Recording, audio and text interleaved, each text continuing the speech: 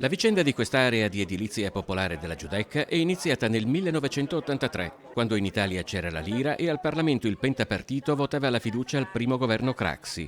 Oggi il cantiere è fermo con 19 appartamenti in fase avanzata di costruzione ancora vuoti e una piazza che rimane recintata, una vicenda interminabile per cui un comitato di cittadini ha promosso un incontro con residenti e politici. Ho 30 anni di storia di un cantiere che è interminabile, 2 fallimenti, perciò è giusto che Ater dialoghi con i residenti ed è giusto che il comune si faccia garante per queste istanze.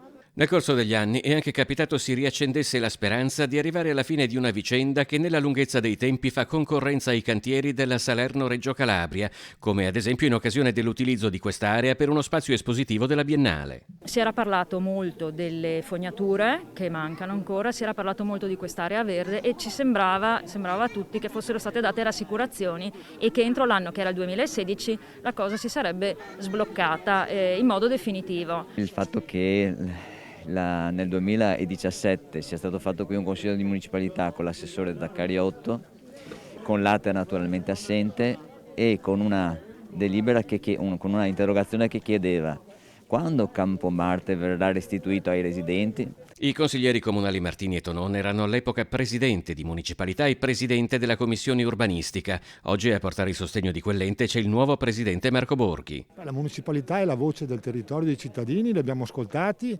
con molta attenzione, abbiamo portato in commissione questo problema e lo faremo ancora, perché appunto noi siamo espressione del territorio. Oggi il territorio ha detto basta con questo cantiere.